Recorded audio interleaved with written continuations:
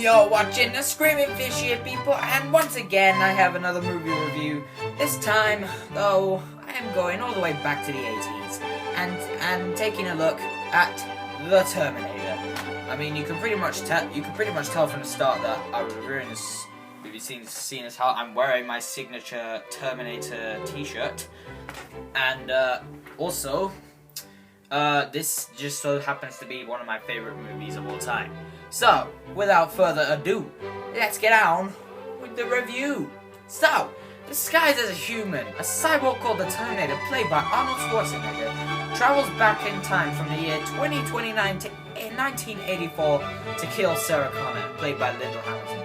Sent to protect Sarah is Kyle Reese, played by Michael Biehn, who warns Sarah of the coming of Skynet, an artificial intelligence system that will soon spark a nuclear holocaust.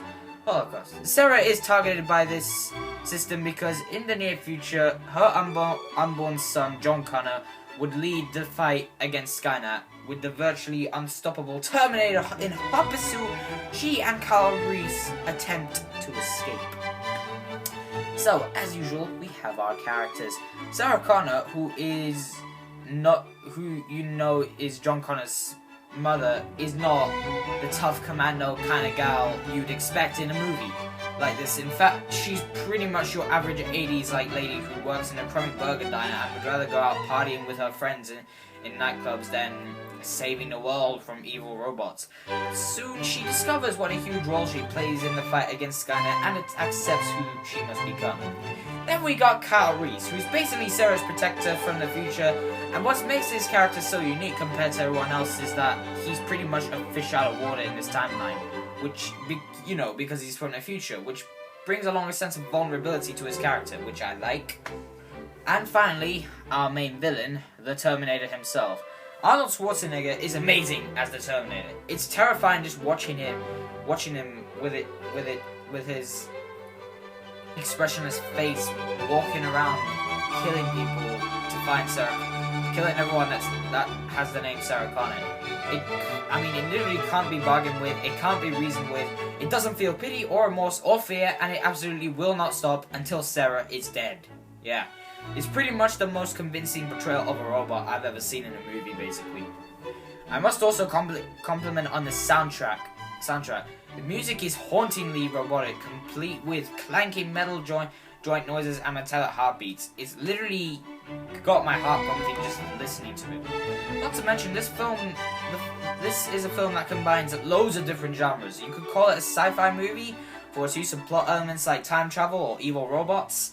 But you could also call it an action movie for its both thrilling and entertaining car chases and gunfights. You could most definitely call this a horror movie, mainly because of the threatening expressionist Terminator constantly stalking Sarah and pursuing her everywhere she goes until it's killed her. But I would mostly call this film a romance because of the built up romance between Sarah and Kyle, which I will not spoil here. I'm not going to lie, the only real gripe I have with this film, though, is some of the effects look good, but other times they look like poop. And particularly in scenes particularly some of the stop motion scenes where you see the Terminator walking. But thankfully, this would be improved in the later sequels. But otherwise, the Terminator is one of my favorite films of all time, and he's one of the few things I love just as much as I love Star Wars. So, I rate this film a well-deserved 10 out of 10. Effects-wise, it's not too great, but it gets the rating for its excellent, thrilling, action-packed, and fast-paced storyline. Yeah. So, guys, there is my review of the Terminator. I do hope you enjoyed it. Wore my signature Terminator t-shirt for this, people. Show respect, please. Show your respects. Yeah. And, I'd also like to say that I'll be reviewing Terminator 2, 3, Salvation, and Genesis as well. Yeah, looking forward to it, sort of. And, yeah, I will indeed see you guys next time.